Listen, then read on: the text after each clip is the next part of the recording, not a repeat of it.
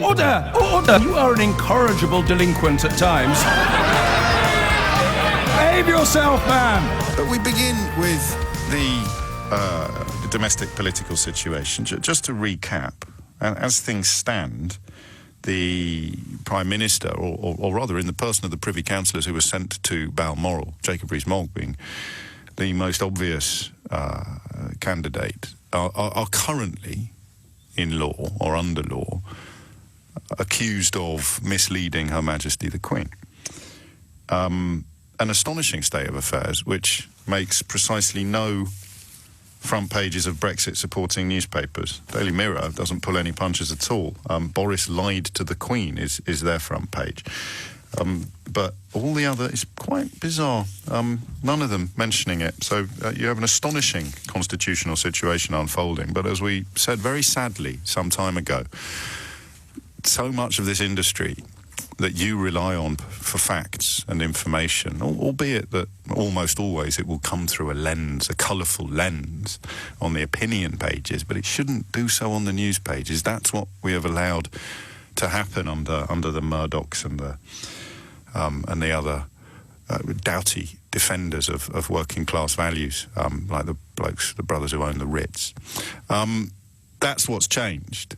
The opinion pages have moved to the news pages. So just to recap, as things stand, the government has been forced to release details of their own assessments, their own impact assessments of a so-called no deal, or as I prefer, a no idea Brexit. They didn't want you to see it. And now you know why. They still successfully resist you seeing all of it. It has been, as they say, redacted, which involves a big black pen being pushed through much of the document's content. See, it is an updated content. It is as of the 2nd of August 2019. And funnily enough, it was as of the 2nd of August 2019 when Michael Gove claimed publicly that it wasn't. This was after the Sunday Times got hold of the document, which he then claimed dated back to the previous government. He also claimed, of course, that it had been leaked by a so-called Remainer minister, or ex-minister, something which also turned out to be almost certainly untrue. But the state of British politics at the moment, or the state of this government at least, it's important to make the distinction, is probably best summed up by this mental exercise. I'm going to demand a degree of concentration from you for this, but not so much. If you're driving, concentrate on the road. You can still do this in the back of your mind. Just contemplate for a moment your reaction, your very personal reaction, if I were to announce now that Boris Johnson was trying to sack someone for telling lies. Yeah, that's what we've done to our country. So Michael Gove lied about Operation Yellowhammer, but he lied secure in the knowledge that in the history of lying, he is a mere amoeba compared to the very elephant that is currently Prime Minister. So we have this astonishing situation in which nobody in government can really be frightened of getting caught lying because their boss is the biggest liar of them all. The cheerleaders now have clearly received the memo that says, how dare they suggest that you were lied to, say the liars. So the next stage of the con is to say it's outrageous to suggest that you were lied to when you were told, for example, that there was no way the German car industry would allow Britain to walk away with anything that affected its current trading arrangement. How dare anyone suggest that you were lied to when you were told that it should be the easiest deal in human history? How dare anyone suggest that you were lied to when you were told that the British border in Ireland was a red herring, or when you were told that it wasn't a red herring at all, but it was really easy to solve with a solution that they couldn't currently tell you? How dare anyone suggest that you were lied to when you were told that we would be wealthier as a result of leaving the European Union? Wealthier, of course, to the tune of £350 million a week. How dare anyone suggest that that was a lie, even though the people that told the lie have admitted that it wasn't true? How dare anyone suggest? It's just so patronising and offensive and condescending to suggest that you were lied to when you were told that the morning after the vote we would hold all the cards, or that we would be in Berlin, not Brussels, negotiating a shiny new trade deal with Angela Merkel. How dare anybody suggest that you were lied to when you were told that you'd be better off? I mean, it's just disgusting, these metropolitan liberal elites. Honestly. Problem is, of course, as even a cursory reading of Operation Yellowhammer's redacted detail makes clear, the people who will be hit the hardest by, for example, changes to the fuel duty situation, just increases in the cost of fuel. Who's going to be hit hardest? Well, obviously the people with the least amount of money. Who's going to be hit even harder? People on relatively low incomes who rely upon fuel to do their job. Not really what I would call a metropolitan liberal elite concern, unless, of course, the people portrayed as metropolitan liberal elites have been warning that the burden would be heaviest on those who could least afford it all along. Some reporting out there today, which I'm looking at, drawing links between donations to Vote Leave and Boris Johnson's leadership campaign and sundry other political movements that could be construed as being more amenable to a no-idea Brexit than previous regimes, and large sums of money bet upon a collapse in the pound, which most people accept would follow fast upon a no-idea Brexit, just as the pound collapsed after the referendum result came in. There's an infamous photograph, of course, of Nigel Farage pointing for some reason with a really, really cheesy grin, even by his standards. So it's an even uglier grin than usual on his face, pointing at a graph showing that the pound had plummeted. I mean, quite what there was to celebrate about the pound plummeting, which makes you and me poorer overnight, I still haven't been able to work out. Perhaps you could ring him and ask him, what were you so happy about when you pointed at that picture of the pound plunging? I'm sure you'll get through. 11 minutes after 10 is time. But remember, nobody lied to you. It's outrageous to suggest that anybody lied to you when they told you that everything was going to be great. I don't know if they've tried to claim yet that they're now lying to you about Operation Yellowhammer, or whether they're claiming that you should somehow ignore it. Let me tell you how it works, okay? Ministers go to their own experts, civil servants or people from outside the department, and they say, in the event of this happening, what will happen? The question they ask is, what will the impact be of this? The idea that they provide 10 or 15 or 3 or 2 different answers according to severity of impact is absurd. Absolutely absurd. I mean, just remember, the reason why I keep pointing out the con and keep pointing out the lies is to remind you how likely it is that there's another one coming around the corner now. It's a very, very, very sad situation in which we find ourselves, but you cannot take a single syllable of what these people say without a veritable vatful of salt. So this notion that it's a worst-case scenario doesn't actually make sense. You go to the relevant experts, you say, what will happen in the event of this occurrence? And they tell you. They don't say, oh, well, there are 10 different answers to that question according to severity or bad. This notion of it being a worst-case scenario, it's a base scenario. Michael Gove was compelled at Select Committee recently to correct himself on that precise semantic issue. If you're wondering why Boris Johnson wanted the Select Committees to be shut as opposed to just the main House of Commons, there's your answer. Because they get questioned by their peers and they don't like it. So that's where we are now. It's incredible to reflect that what we could realistically expect at this point in the Brexit process is a long list of things to look forward to. Do you remember that? Yes, how dare anyone suggest that they lied to you? Here is the long list of things you can look forward to. What's on it? Well, some things might not be quite as bad as some warnings said they would be. Yeah, but that's not better than now. That's just a less bad future than another possible bad future. I want you to explain to me what's going to improve, what is going to be better. Because they told us, and 17.4 million people believed them, that our lives and our nations would improve. So where are the improvements? You know, I've seen a couple of people, even relatively or ostensibly or previously sensible people, saying, where is the best case scenario? Where's the best case scenario? Well, you're living it right now. You've got it until the end of next month. That's the best case scenario. This, okay? We can improve it. Of course we can. But as things stand, of all the available options, the best case scenario doesn't need to be published because you can stick your head out of the window and see it. Every single day at the moment, I find myself toying with the idea of just dedicating at least an hour to the programme to this question. How did you let them do this to you? How did you let them do this to you?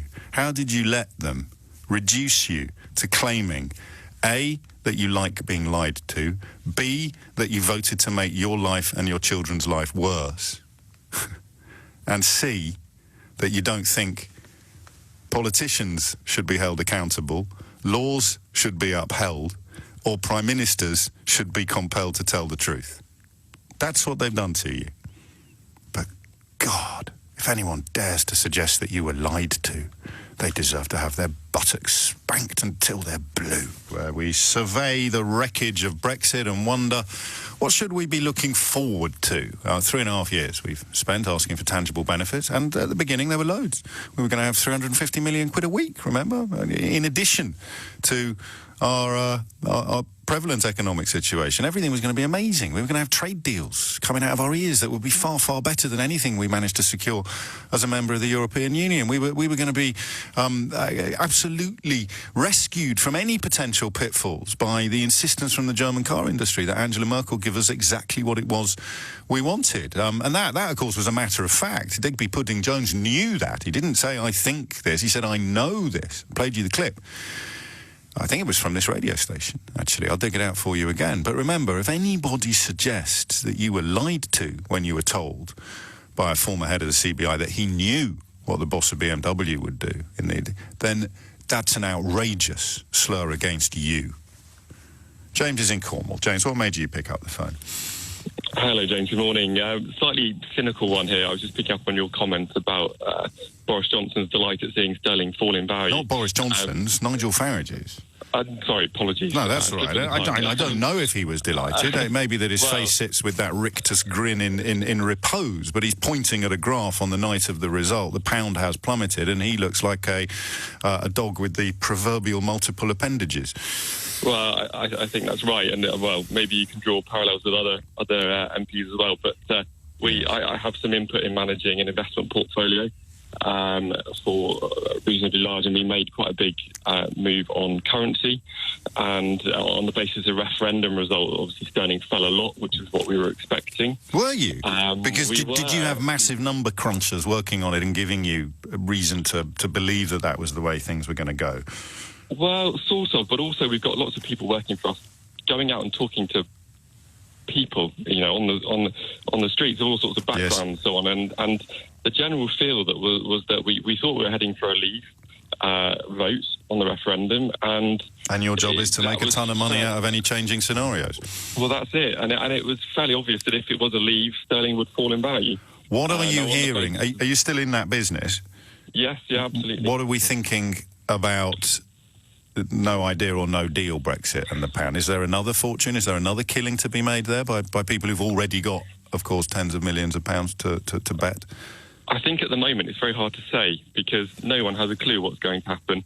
And I think that... You clearly haven't read Operation Yellowhammer. Well, yes.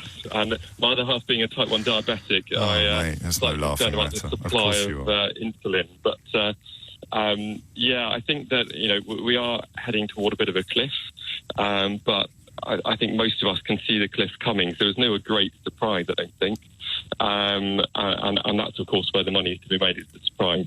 I see. So I think, as I say, cynical of me, but well, no, I think that the sort of the liars and the cheerleaders for the liars and the lawbreakers, they expect me to give you a coating or to accuse you, but you were doing your job, and you know, you didn't manipulate the vote. You weren't marching up and down the country encouraging people to leave and then hoping to make money out of it. God forbid that anybody should have done that.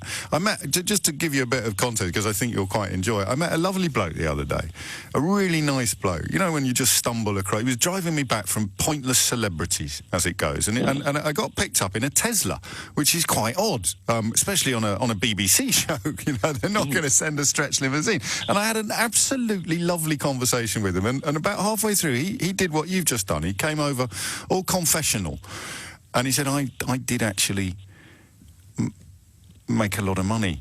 He said, because he runs his own portfolio, which isn't huge, and he read about what was likely to happen in the event of the referendum going in the favour of leave. So he moved everything that he had invested in sterling into dollars. Don't ask me to explain the details, but he made about 30 or 40 grand overnight, effectively, by the fluctuations in sterling. And so he said, I feel really bad because I listened to your radio show and I did really, really well out of Brexit. And I said, yeah, but you didn't, you bet on what you thought was going to happen. You didn't seek to manipulate the country, which is where criticism is deserved.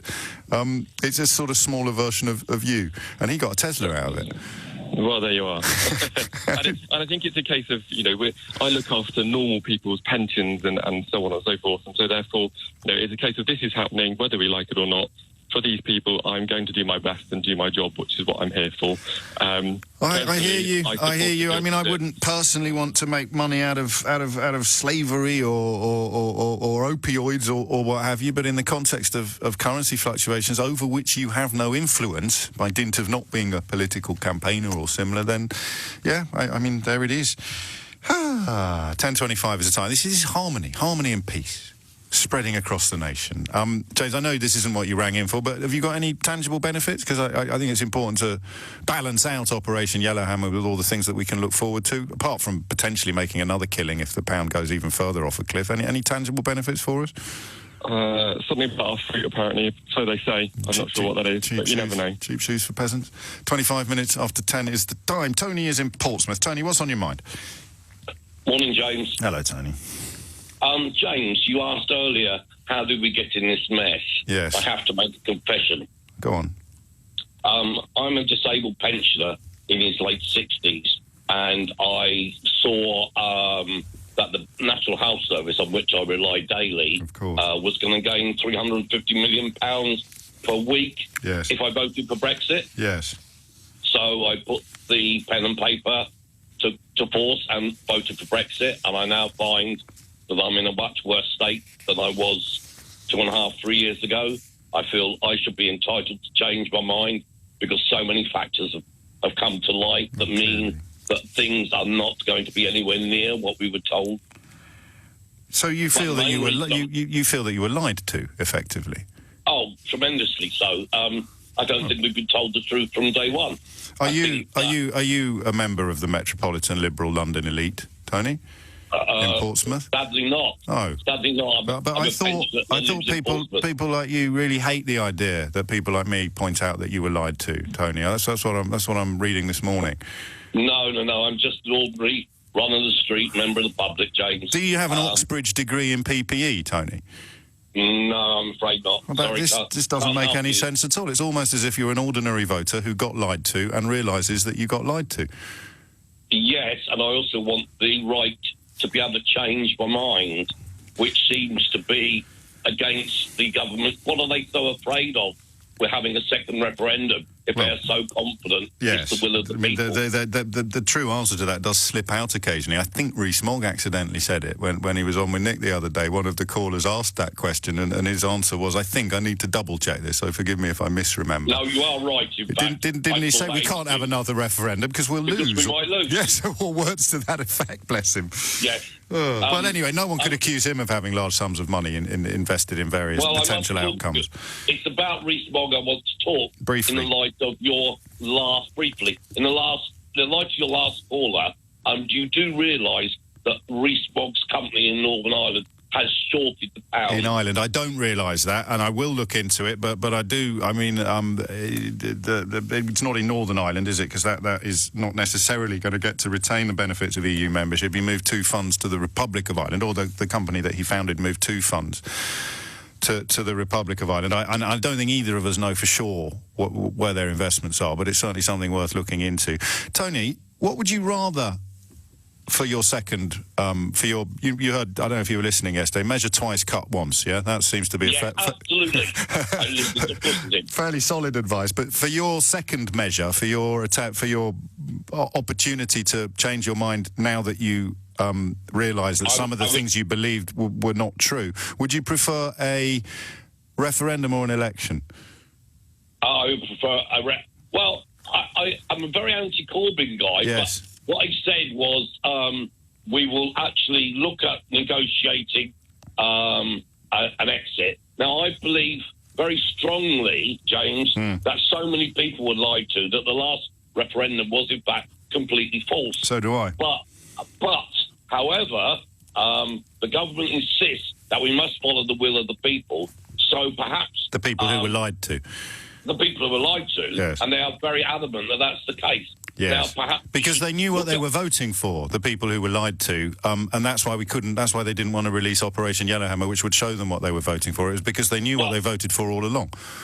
Well, I'm a fairly educated man, Evidently. James, Yeah. and I must say, I'm a fairly educated man, and I must say that I was totally lied to, and I believe that since that vote, so many things have come to light that it demands a review. And you know, you've solved another mystery for many people, Tony, which is why are they wanging on about an election all the time as some way of settling Brexit, when if it is specifically Brexit that needs to be settled, the obvious thing would be to have a referendum, because you, right there, say, I absolutely want the right to change my mind, but I'm very anti-Corbyn, and that's the calculation that the Conservatives are taking, that somehow, that you will be more spooked by a Corbyn government than you will by the prospect of being held to the vote that you'd like to change. I'm not spooked by a Labour government. I was a member of the Labour Party. Just Corbyn.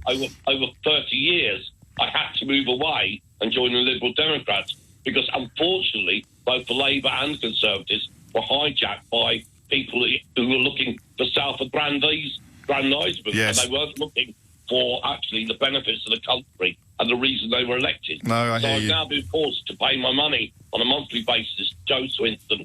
I'm not a Liberal Democrat by nature, but it seems, although she's quite naive in the field of politics, she does actually believe in telling the truth, which is one thing we haven't had from any government on either side for a long time. Well, I can't argue with any of that, actually, Tony, although I would like to apologise, even though you don't feel I need to, for pointing out to you over the last 3.5 years just how much you had been lied to.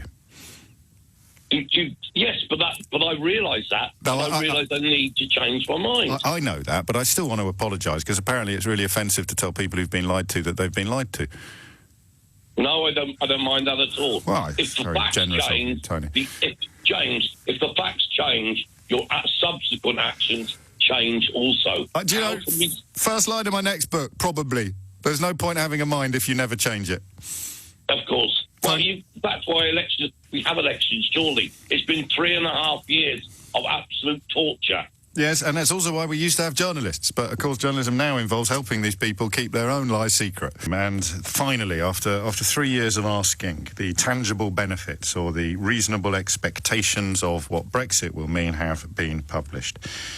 Sorry, I've misunderstood. Operation Yellowhammer doesn't seem to have any tangible benefits in it. It just describes a succession of deteriorations that could, and experts suggest would, happen in the event of a no-idea Brexit.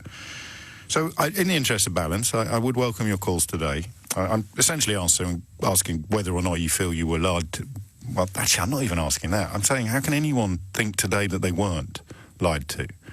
But I'm also keen, in the interest of balance, as ever on this programme, to counter Operation Yellowhammer with demonstrable benefits, things you're really looking forward to come November the 1st, if we do indeed crash out with the no-idea Brexit that people like Andrea Leadsom claim 17.4 million people consciously voted for, while simultaneously arguing, in the case of the government of which she is a senior member, that they shouldn't have to tell the people what that means. You definitely voted for it, but we can't tell you what it is. It's a bit like that solution to the British border in Ireland, isn't it? Which is definitely easy to solve, but we can't tell you what it is. And nor can we agree to leave things as they are until that really easy solution that we've got is presented. So you've got a really easy solution and you're not going to present it, but you're not going to agree to leaving things as they are until the really easy solution that you've already got has been presented. Cool, blimey. Things carry on like this. You could imagine the Prime Minister going back to the offer that the European Union originally made and which we rejected and claiming that that's some sort of breakthrough New Deal. Has anybody realised yet that any deal is better than no deal? And that's, in many ways, the Faustian pact into which Boris Johnson has fallen. 10:38 is the time. Back to the phones. Christian is in Cheltenham. Christian, what would you like to say? Hi, James. Oh. I'm just going to make a quick point. Now, Boris Johnson, as far as I'm aware, and correct me if I'm wrong, he's lied to the following: the Queen.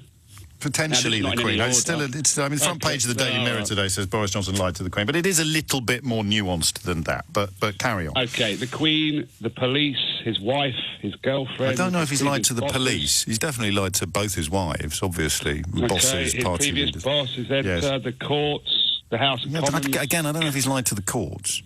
Oh, come on. No, seriously. Okay. I don't. I mean, Okay. they couldn't find anyone to put their name to a claim that he was telling the truth about proroguing, and you'll be welcome to conclude that he lied. For example, from seeing Daily Mail columnists like Richard Littlejohn say that he was lying and applaud him for lying. But yeah, I mean, it's a longish list. This is the sort of point I'm going to get to. We're getting to a point now where I believe now. I think we should have a referendum, and I think we should have a general election, and then going forward. As we should also put rules and procedures in place that when these so-called politicians or leaders and what have you, they do make statements and they do go ahead and say, I'm going to do this, and they clearly don't, and they make a lie, then they should be held accountable. That's how we should go forward. Brexit has shown us that these... But you can't... You see, what we've done is we've introduced balance to the truth. So, for me, and I'm sorry to hark on about this, but I remember sitting in a television studio with Pascal Lamy, former Director General of the World Trade Organization, and Andrea Leadsom. And I remember Andrea and I sat there thinking, and it was quite a sad moment, actually, for me professionally, because I thought, I can't do this anymore. I can't treat Andrea Leadsom as an equal expert, an equal authority on the World Trade Organization as the bloke that used to run it. And that, in a nutshell, is what's gone wrong with our country. Quite right. So they have to be... I think Brexit has shown exactly what... They're not good. They're not adequate for what they were trying to do and trying to achieve. They weren't experts. So going forward, if they're going to profess that they know this, that and the other, like this they're doing right now, and they clearly don't, well, then they shouldn't be in a position to do that. And if they are, they should be held accountable like the rest of us are. If I make a mistake at work, if I do something wrong... What about if you lied at work? I'd be sacked. About something quite important? Yes. Well, what's more important than running a country? Well, I don't know. And they're clearly lying. So going forward, I've always thought this, that why are these guys... And it's always been as long as I can remember, they make blatant lies. Yes, but imagine if your boss was the biggest liar in the business. It would be a bit difficult for him to sack you for lying, wouldn't it? Well, there we go. So we've got to go from right to the top. So listen, we all live under the same rules and regulations, but these guys clearly don't. Well, actually, no, we're changing that. So if you do make blatant lies, blatant promises you're never going to keep, well, if you don't keep them, you're going to be put in front of a court of law like the rest of us. Have you... Forward, if that was there, if they had that as, hang on a minute, I'm going to come out and talk an absolute load of... Yeah, but it doesn't matter, mate, because the new stage, the next stage of the grift is to attack the judges, so it doesn't matter if you've broken the law, because the judges are biased, and, of course, to attack demands that you have to publish details of your communications regarding the alleged offence, because that would be some appalling infringement of your right to secretly break the law without ever being held. You can't hold people to account if Well, so what you're saying is that the system is completely and utterly corrupt for those that want to do whatever they want and ride roughshod over us. I'm saying we're heading in that direction. I'm saying we're heading in that direction. And I completely agree with you. And part of my pessimism is built upon the fact that by now, in looking at my former friends and colleagues on Fleet Street, I thought, I don't know why, mate, but I honestly thought people would have to start admitting the truth now. Instead of course, either, in the case of some of them, cheering the Prime Minister for lying, explicitly cheering him for lying, or at the same time, other right-wing journalists claiming that there haven't been any lies at all, and anyone who says that there is a condescending metropolitan liberal elite Ramona. And in your opinion, how long do you think the British public are going to put up with this and not take to the streets? I don't know, mate, but as long as the newspapers are owned and edited by the people that currently own and edit them, I can't see much light at the end of the tunnel. Now, before you go, do you want the good news or the bad news, Christian in Cheltenham? Give me the bad news first, go on. Bad news is it's sold out, mate. Yeah, okay. So, and the good news out after that? I'm appearing in Cheltenham on October the 5th. Oh, good man. Right, there you go. Michael's in Belfast, another metropolitan liberal elite London Ramona. What would you like to say, Michael? Good morning, James. Hello, mate. I feel like our nation has been the victim of a sinister and scarily successful act in mass manipulation. And what's worse, I find it difficult to point the finger of blame in any one direction, such as the breadth of collaboration. And I'm obviously referring mainly to the Brexit-pushing politicians and the mainstream newspapers. Brexit has obviously been an unmitigated disaster, but I find it unnerving that as a nation we have been exposed for being extremely susceptible to the point where, as you frequently point out, we're not just even welcome them. Oh, we just missed that. The line dropped off then. I thought the security services had got involved for a minute. That last caller on Nick's show has frightened the life out of me, the cultural Marxist trying to take over the world. But you're back, so clearly I was panicking unduly. What did you say then? You said the worst thing is... What's worse, I find it difficult to point the finger of blame in any one direction, such as the breadth of collaboration. Yes. I'm obviously referring to the mainstream papers and Brexit-pushing politicians, but Brexit has obviously been in itself an unmitigated disaster. But what I find unnerving is that as a nation, we have been exposed for being extremely susceptible to the point where, as you frequently point out, we are actually aware of the lies and bizarrely even welcome it. Well, this is doublethink. Again, this is Orwell. Do you know that someone's just told me that Yellowhammer is an anagram of Orwell Mayhem?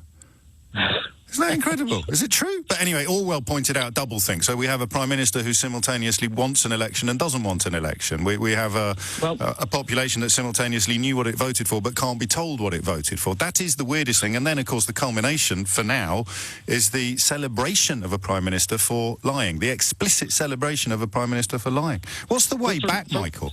Well, for me, this changes the future of politics. We entrust politicians to deliver on our behalf, and yet from here on, I'm nervous that we will ever get honest representation, or even worse, that we might not even notice the difference. Blimey. Well, I don't know why, because I read the it couldn't happen here type literature, and I'd still have this thing in the back, well, don't be ridiculous, it couldn't happen here. But then you look at what is still happening in America and you think, well, actually, if it could happen so close to home, then of course it could happen here, and you could have millions and millions and millions of people taking to the streets to say, what do we want? To be lied to. When do we want it? Well, now would be great, and yesterday, and 3 years ago, and 30 years before that. I don't get it, but I'm not giving up hope. Don't you worry. I shall be here fighting the good fight until I'm the last man standing. Tangible benefits, things to look forward to. It'd be nice if the government had published that, wouldn't it? Like, well, when we leave with a no-idea Brexit at the end of next month, you will be able to, all those things. And we will no longer have to... all that stuff. But they haven't. They've been compelled by law, I think, or certainly by Parliament, to publish Operation Yellowhammer. One part of it is redacted. It is apparently a profoundly different document from the one that Michael Gove explained last month, was both out of date and had been leaked by a Remain sympathising former cabinet minister. An accusation, or indeed a lie, so heinous that the former Chancellor of the Exchequer, Philip Hammond, put pen to paper to both point this out, and the architect of Article 50 himself, Lord Kerr, took me back slightly on this programme a couple of weeks ago by describing Mr Gove's interventions as lies. But, as I will ask you, no doubt, many times in the coming days, how can you get sacked lying from a government that's led by the biggest liar in the business? Answers on a postcard, please. The journalist to whom that document was originally leaked is Rosamond Irwin, a senior reporter at the Sunday Times, and she joins me on the line now. Rosamond, thank you for your time, and congratulations on the scoop, despite the efforts of some to tarnish its quality. What are the key differences between what you got given and what has been published overnight?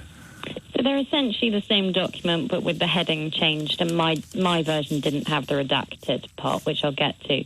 Wow. But the heading of my version says base scenario in big capital letters. Now, the new one says Her Majesty's Government reasonable worst-case planning assumptions. So I agree that these are the planning assumptions, but that part has definitely changed between when we got hold of this document at the Sunday Times and this publication of it, which, as you rightly said, has been forced by Parliament. How remarkable. Do we have any...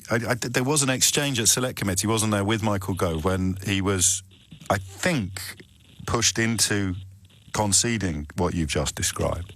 Yeah, absolutely. So Amazing. Hilary Benn pushed him on this and did it in that rather brilliant Hilary Benn way of saying it very, very gently, but actually really landing the blow.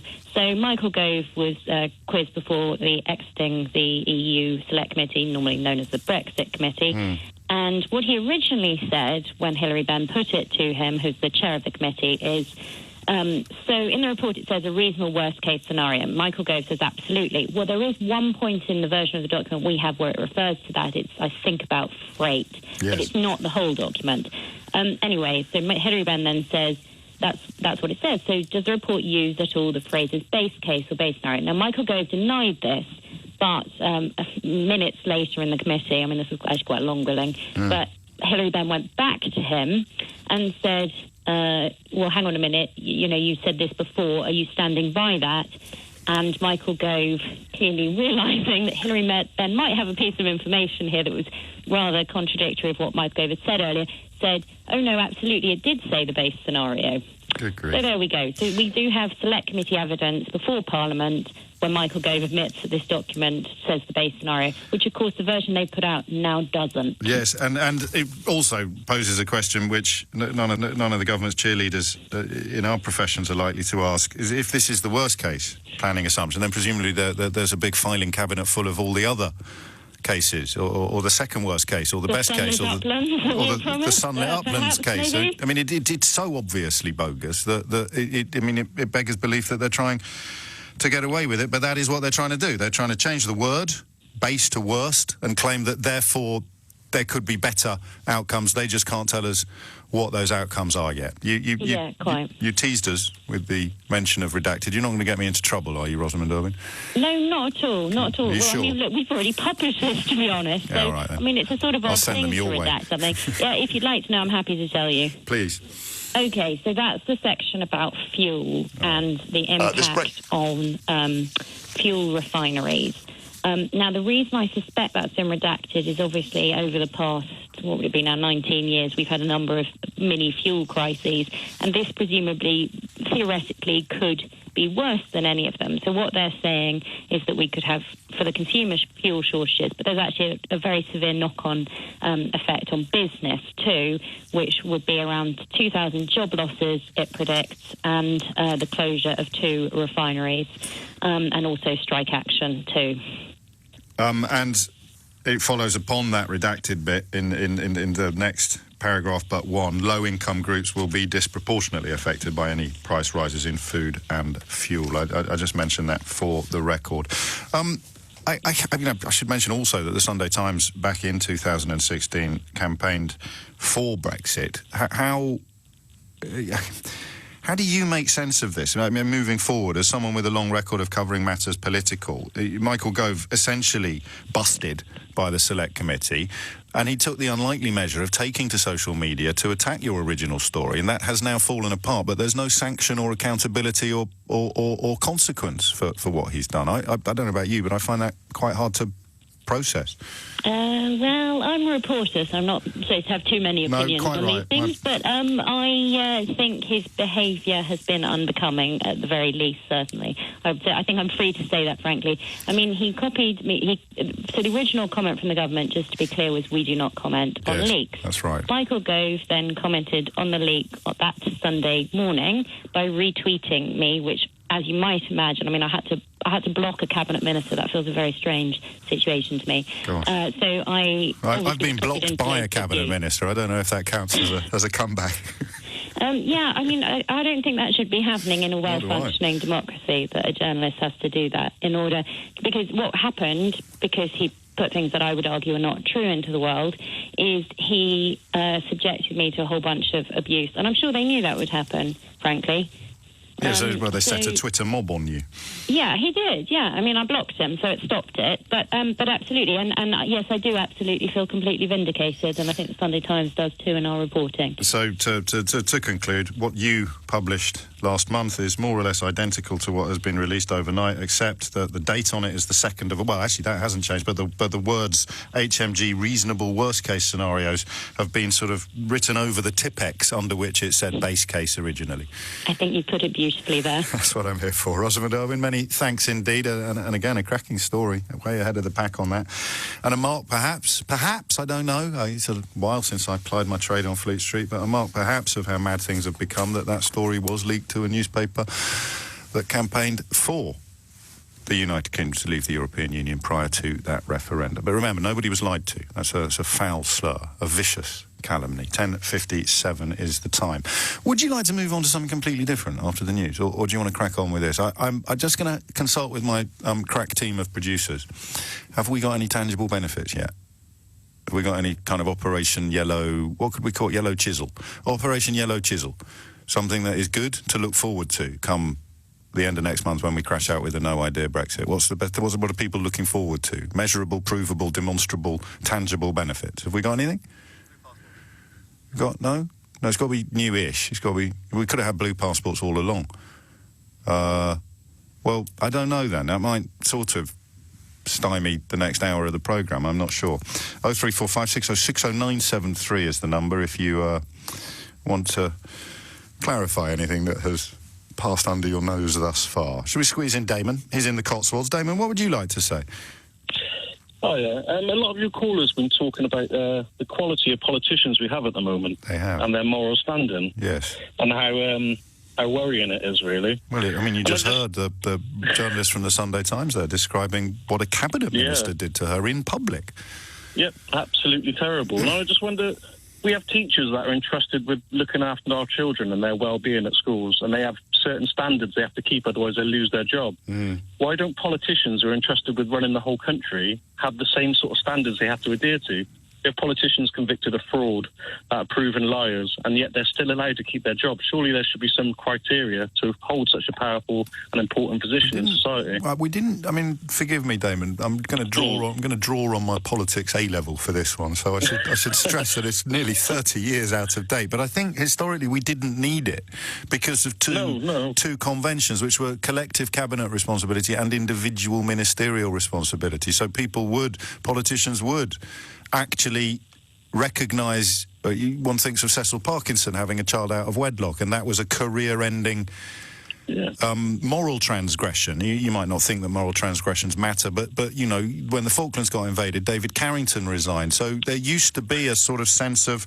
I think between us, we could call it political... That's a general agreed system, but yes. I mean, now it seems like it needs to be legislated. Because they're not going to do it out of what you and me could call political conscience. Well, they're clearly not, because they're clearly misleading the public.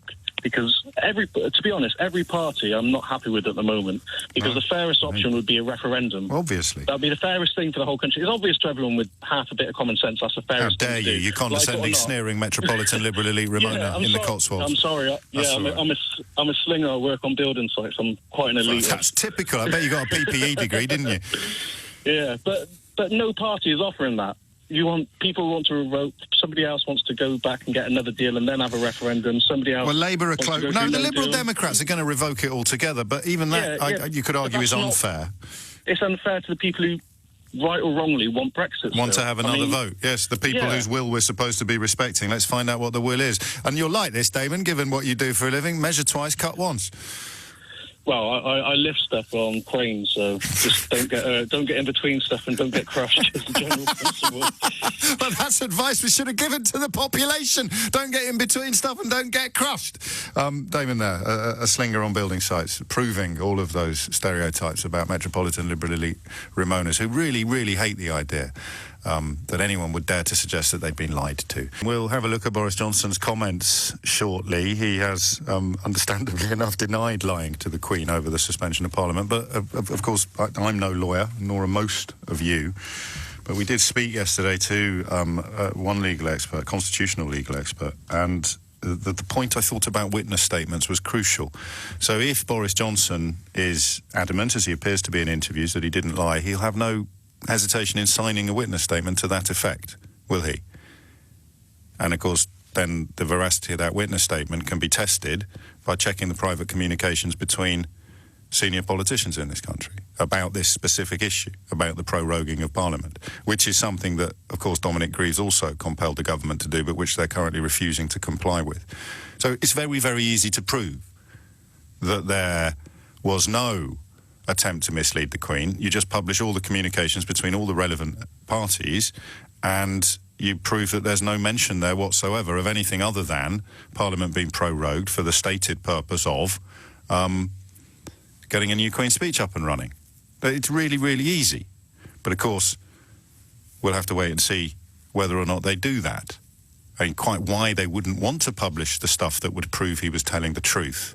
Let me just rephrase that, because I think it's quite an important little moment in understanding, if you're interested in understanding, and I completely sympathise if you're not interested in understanding, because if you voted to leave and you feel those little saplings, those green shoots of understanding sprouting in your consciousness, I completely understand the desire to stamp them out immediately, because what they grow into is embarrassment and regret.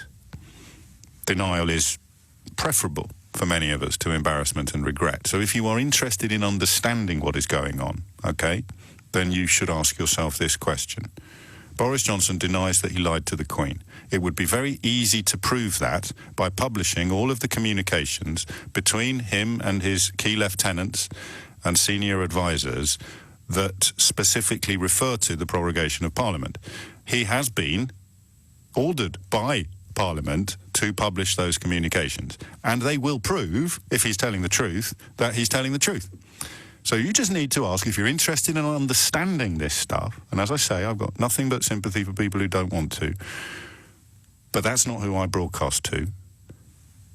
If you're interested in understanding this stuff, ask yourself why he won't publish the documents that would prove he was telling the truth, if he is telling the truth. Should we just leave that hanging for a moment? So text messages, WhatsApp groups, whatever it might be, they will prove that he's telling the truth, if he's telling the truth. So publishing them would prove that he's telling the truth, if he's telling the truth. Why wouldn't he want to publish them?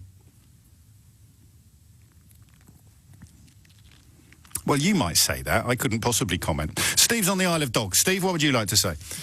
Hello, James. First-time caller. You're very welcome. Where have you been all my life?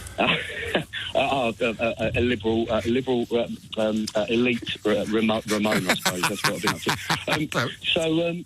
Yellowhammer and the release of that report, we already saw it at the weekend. This is a dead cat. It's not a dead cat. It's not a dead cat. It might be an ailing cat, but it's not a dead cat, because they denied that it was up to date, and they also have continued to mislead the public by changing the word base to the word worst case. So it's not a dead cat, but I appreciate it might not be quite as lively as some of us may have portrayed it as. But you just summarised the real story, which is, and I'm reading the Times headline now, Boris Johnson blocks key memos on shutting Commons. That's the story. Well, you would have thought so, wouldn't you? But you're obviously a PPE graduate who keeps telling people that they're being lied to, aren't you?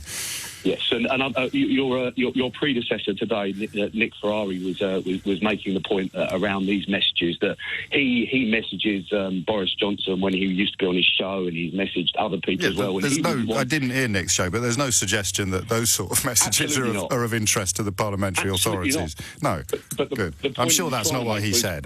Maybe you misunderstood him. But let's leave that for another day.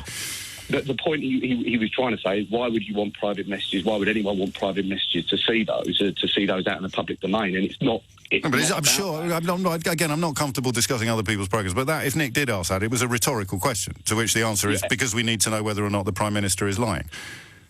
Exactly, yes. And I see no problem with them doing that. But the point I wanted to make around the dead cat is that all the news last night and this morning and for the first hour of your show was about Yellowhammer. And the real story that we need to get onto is why is Boris Johnson blocking these memos, and people need to be pulling him apart on those points. Yeah, but I'll take a degree of criticism. I've got Operation Yellowhammer in front of me, so I can talk about that. I can say I wish I had Boris Johnson's communications, which would prove he's telling the truth. I wish I had, and I'm no fan of Boris Johnson's, but I'd love to help him prove that he's telling the truth, and all he has to do is release the stuff that Parliament has ordered him to release. It's not complicated, but I haven't got it in front of me. Even I can't get an hour out of something I haven't seen yet, Steve. Well, I'm sure you could. Bless you, mate, you sneering, condescending, metropolitan, liberal elite. What do you do for a living, Steve, if you don't mind me asking? Unfortunately, I don't really work at the moment, but I would say that I certainly fit the bill, having come from a single-parent family, got 3 GCSEs, left school at 16. It's just all of those things. Just taking a sabbatical from running a hedge fund, are you, mate? Absolutely, yeah.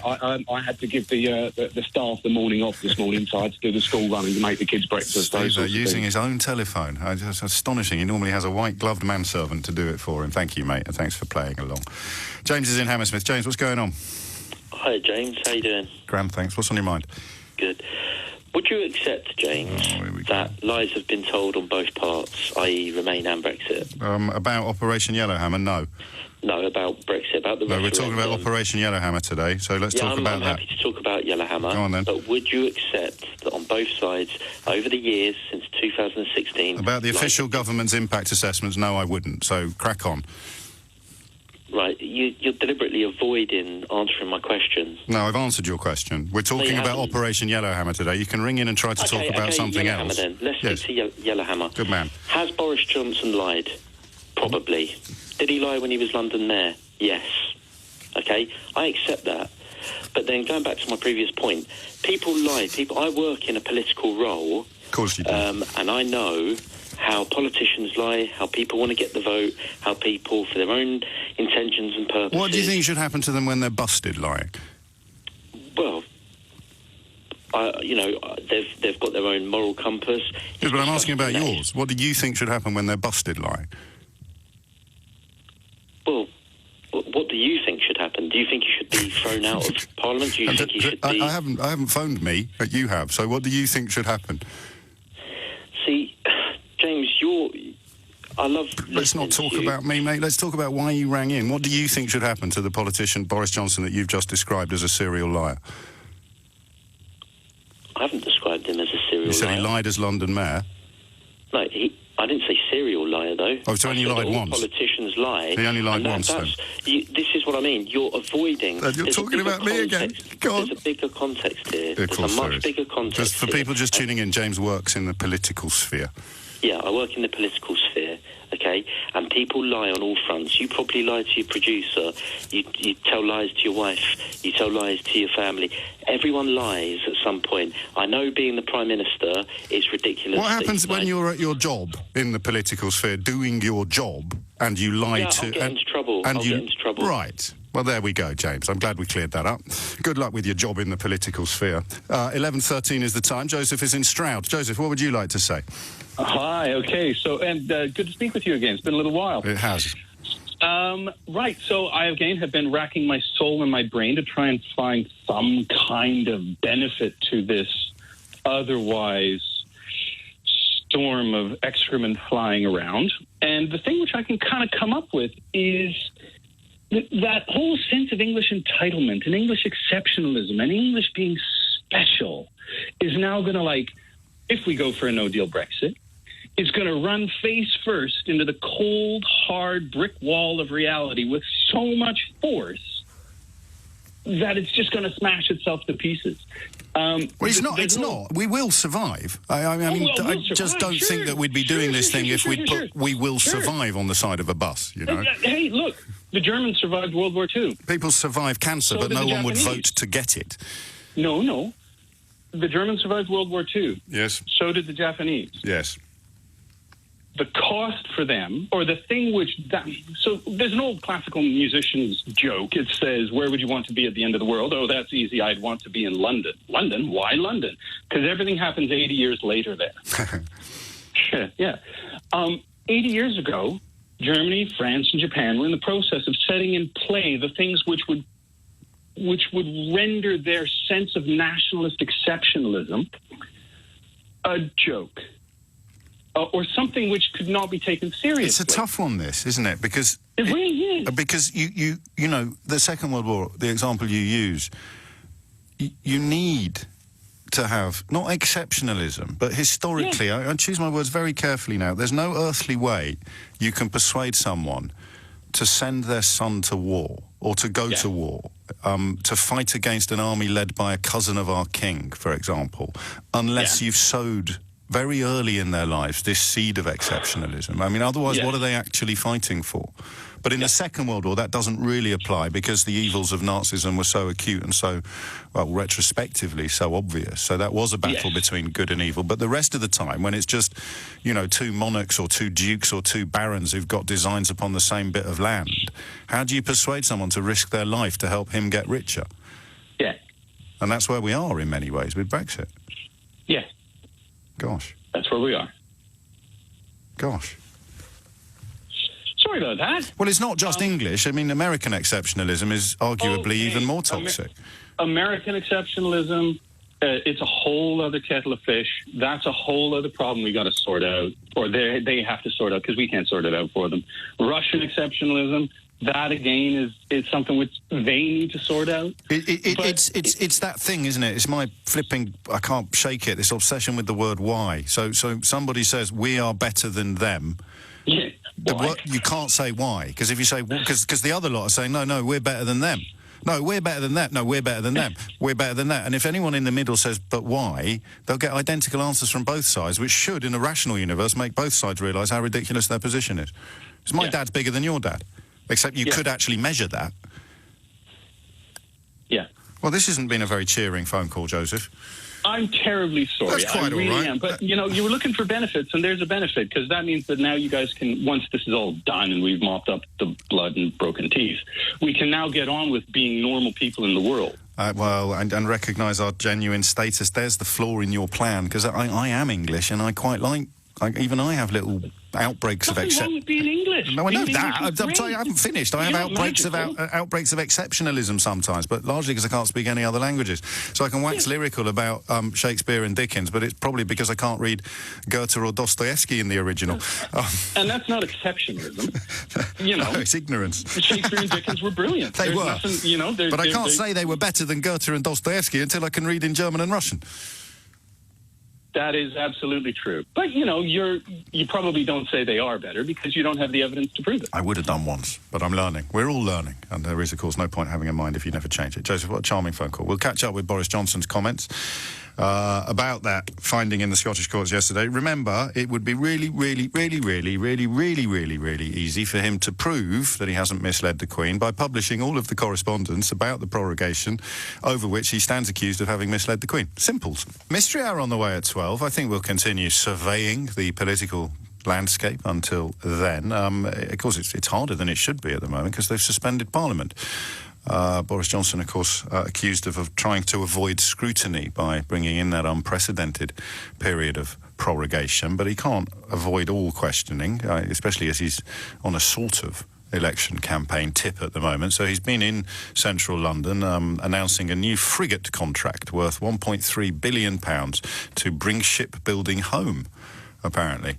And he has been asked questions. First of all, he was asked about the publication this morning of Operation Yellowhammer. I would just remind you that the journalist who broke in mid-August the story about the government's own impact assessments, has told us today that this is the same document.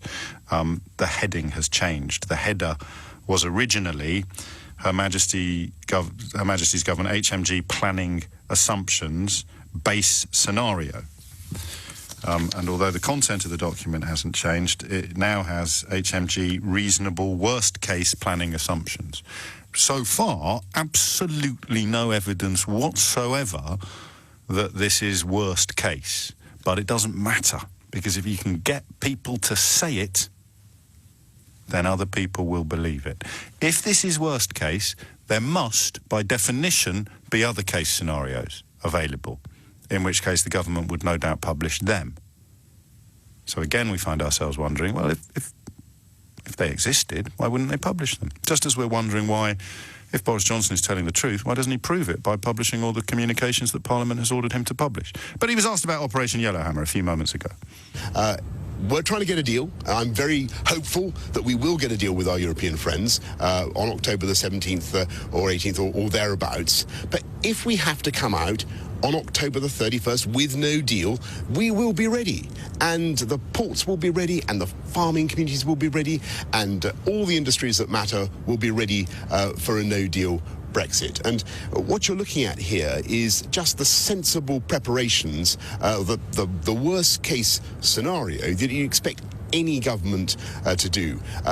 In reality, we will certainly be ready for a no-deal Brexit if we have to do it. So I'm glad we cleared that up. And on the question of whether he has indeed misled the Queen? Absolutely not. And indeed, as I say, the High Court in England plainly agrees with us, but the Supreme Court will have to decide. We need a Queen's speech. We need to get on and do all sorts of things at a national level. Judges have their views. Obviously, I disagree with the particular opinion that's come forward, but there's going to be a further adjudication by the Supreme Court, and we should wait and see what they say. That's not quite true, actually. I'm sure unintentionally, the Prime Minister there is misleading you once again. The English court did not find that he had not misled the Queen. It found that it was not their business to make a judgment on that question. Crucial, one would have thought.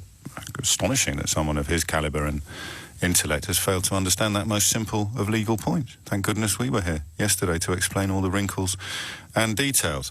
26 minutes after 11, and of course I stress again that the second element of Dominic Grieve's motion was to compel the Prime Minister to compel the government to publish communications regarding the prorogation of Parliament, and therefore Boris Johnson can prove categorically and beyond doubt that he is telling the truth about the main thrust of the accusation, not the bit that I've just demonstrated he wasn't telling the truth about, the main bit.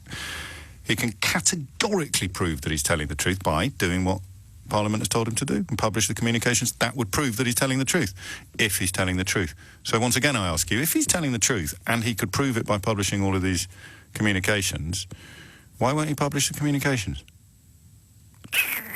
Riddle me that.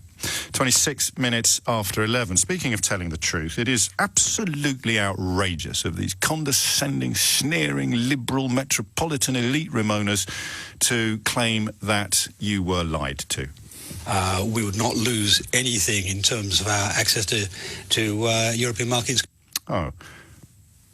The German car industry alone would have a 16 billion market put at risk, and Merkel, any German politician, would not be able to allow that. But you categorically weren't lied to. This figure of 50 billion doesn't have any legal basis whatsoever. It's been manufactured. Disgusting to suggest that you were lied to. It's been argued that the moment Britain votes to leave, a process known as Article 50 is triggered, whereby the clock starts ticking and every aspect of any new arrangement with the EU must be concluded within 2 years of that vote being recorded, or else. But there's no requirement for that to occur. Quite the opposite. There is no arbitrary deadline which we must meet to secure our future. Well, disgusting for anyone to claim that you were lied to. It's certainly not in the Europeans' interest to erect trade barriers. It's not going as planned, really, this. Andrea can help, surely. There is no such thing as no-deal Brexit. What? It's certainly not in the Europeans' interest to erect trade barriers. No, not that, Andrea. There is no such thing as no-deal Brexit. Well, thank goodness Digby Pudding-Jones is here to set the record straight. So the moment you say, well, I'm sticking a 10% tariff on every Focus that's made in Valencia and sold in Birmingham, I sincerely hope that the boss of Ford, well, I know I'm right, the boss of Ford, the boss of Audi, the boss of Mercedes, straight into Merkel, saying, what are you doing? And I think it'll be zero tariff, not because Britain wants it, but because it's in no one's interest that it doesn't happen. Conclusive proof there that anyone claiming you were lied to is an absolute scumbag. It is coming up to 11:29. Mystery Hour is on the way at 12. Do you know, I've been haunted, I say, by that call from Damon. Was it Damon talking about standards in public life? Because he's absolutely right. In what other job? The poor fella in Hammersmith ringing up to claim that everyone's a liar, therefore we should give Boris an easy break. Falling apart like a cheap suit when he was asked what would happen if you lied at work. What happened to you if you lied at work about something really important? In this government, nothing happens. But there used to be, or there still are officially, principles of public life. 7 principles of public life. And I can almost remember off the top of my head what they are. But I shall, because this is how much I care. I shall dig it out during the looming news bulletin, and we will go through the 7 principles of public life one by one. And I suppose implicitly apply those principles to the most prominent people in public life at this point in the history of our wonderful island nation. Can't win with you people. It's not, I didn't know that the book festival in Cheltenham was sold out. I think I'm on at the same time as David Cameron. I thought I was going to have to hawk those tickets for love or money, but I think I'm in Wimbledon on Friday the 4th of October at about 8 o'clock in the evening. I think there's some tickets left for that if you're in town. 11:35 is the time. The Committee on Standards in Public Life has 7 principles of public life. This was in response to an earlier caller, Damon, I think, was it in the Cotswolds who was making this point? Damon described himself, I'm going to forget what it's called now, but anyway, he works with cranes on building sites, so he's clearly a fully paid up member of the highly educated metropolitan liberal elite. He probably has shares in the Ritz, actually. But he reminded me of something, the 7 principles of public life. Selflessness. OK? This is from our own government, effectively. Holders of public office should act solely in terms of the public interest. Holders of public office should act solely in the terms of the public interest. And just leave these hanging. I'm not going to make any... That means that they are duty-bound to do what they believe to be best for the country. OK? And I suppose it's open to negotiation. So selflessness is number 1. Integrity. Holders of public office must avoid placing themselves under any obligation to people or organisations that might try inappropriately to influence them in their work.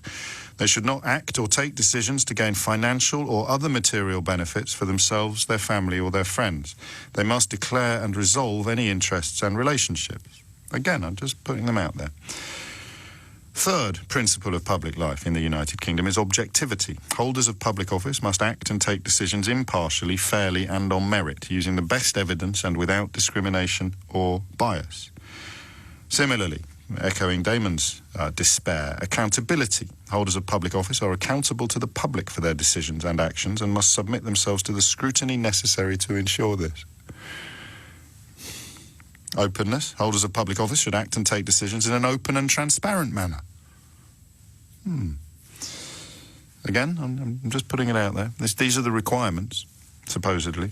Information should not be withheld from the public unless there are clear and lawful reasons for so doing. Clear and lawful reasons for so doing.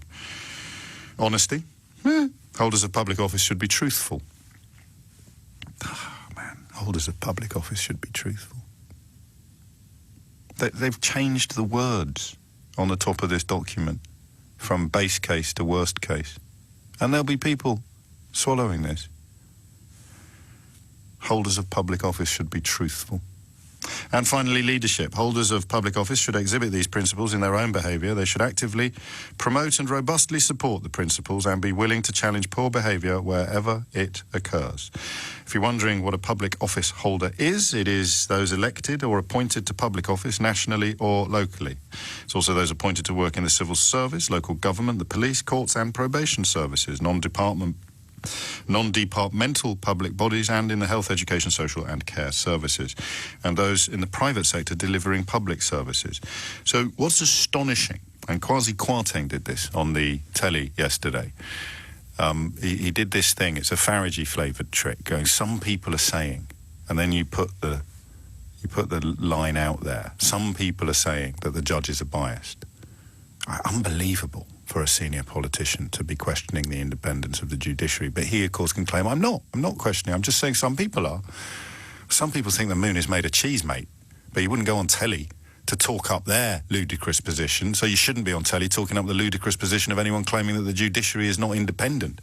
But once politicians start doing that, then, of course, they have little choice but to start attacking the public office holders who are upholding the 7 principles of public life. So those 3 judges in Scotland, they did act with honesty, openness, objectivity, integrity and selflessness.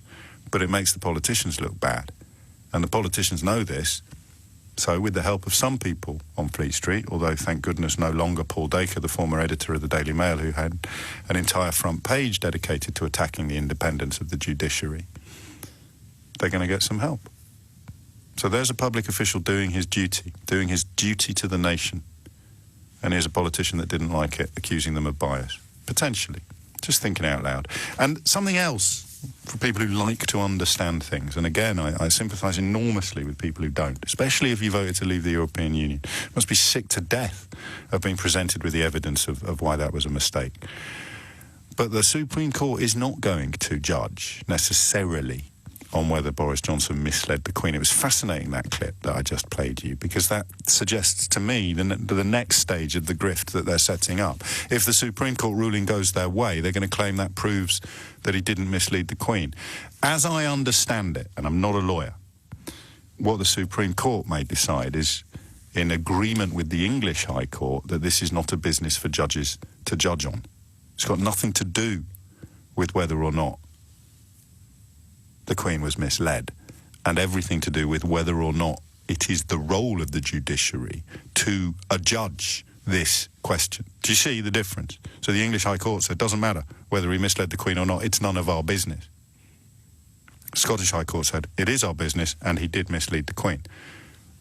The Supreme Court has to address both of those issues at the same time, has to make a judgment which will supersede both of those positions. So it could go, I don't know for sure, but to my untutored eye, it could go one of 3 ways. They could either agree with the English High Court that it has nothing to do with judges, or they could disagree with the English High Court that it does actually fall under their purview, but disagree with the Scottish Appeal Court that the Queen was misled, or they could disagree with the English High Court that it does fall under their purview and agree with the Scottish Appeal Court judges that there is compelling evidence that the Queen was somehow misled. Not an option, I don't think, that I've heard Boris Johnson mention. It could go one of 3 ways. That middle one I'm not 100% sure about. They'll say that it must be theoretically possible for them to say, no, it is definitely our business, and we're going to give the Prime Minister a clean bill of health, in which case the absence of any witness statement signed by senior politicians or civil servants saying, no, this is absolutely what happened, becomes potentially even more pertinent. Oh, what a tangled web we weave when first we practice to deceive. How dare you suggest that anyone's been deceived? Christina is in Chelsea. Christina, what would you like to say? Yes, good morning, James. Damien's call really struck a chord with me, because integrity and honesty are just, for me, the most important values that we've Well, I've got bad news for you. The next stage of the grift is telling you that everybody lies, so don't worry about that fella over there in Downing Street lying. In fact, we had a call to that effect today from Hammersmith, just down the road from you. Well, I just want to say I heard the gentleman that called after who said he worked in the political sphere. Yes. So I'm a local councillor. I also run my own business where I measure twice and cut once. And I also am responsible for health and safety of a lot of people.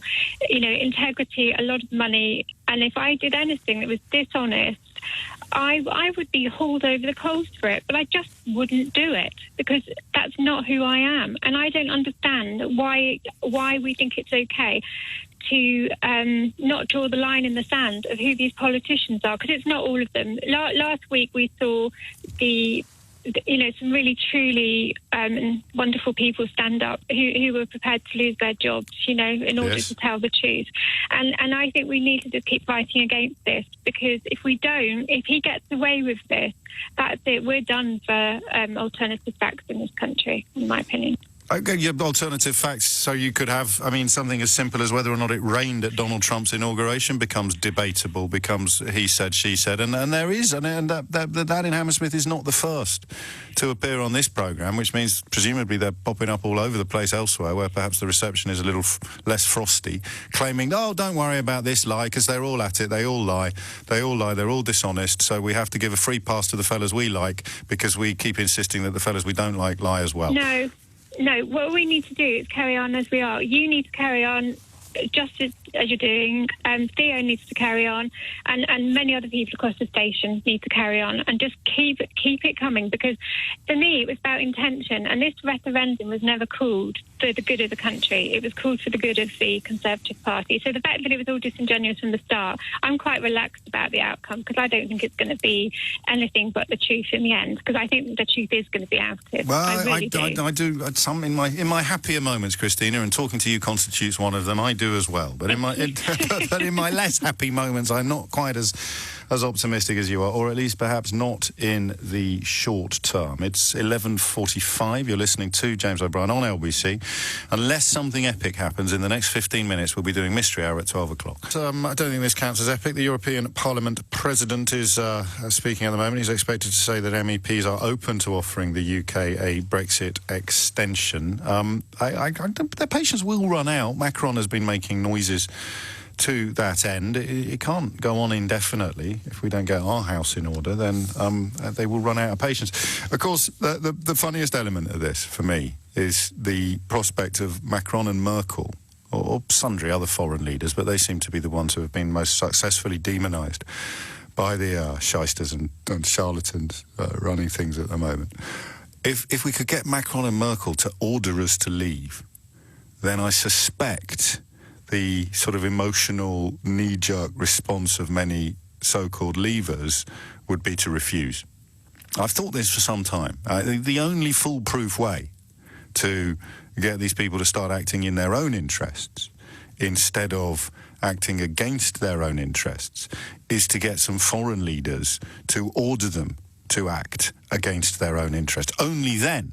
Because I think it's fair to say that jingoism or exceptionalism or racism even informs a lot of these views. By no means all of them. For the 17.4 millionth time, nobody has ever said that everyone who voted Leave is a racist.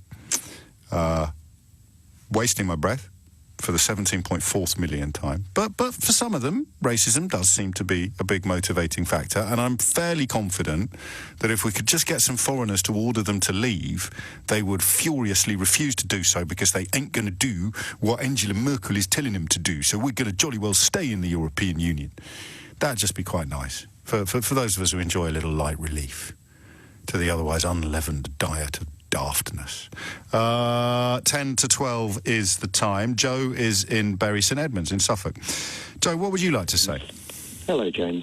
Hello, Joe. James, I'd like to take further the commentary you just had on the standards in public life, because I think this is, forget Yellowhammer, this is a golden thread that is being ignored by MPs and particularly by ministers, because the principles that you read out, as you're probably aware, actually apply to the ministerial code specifically, which was updated, and the forward was written by none other than Boris Johnson at the end of August. I didn't know that. There's just one very tiny quote from that. It's just a few words, but it says the precious principles of public life must be honoured at all times.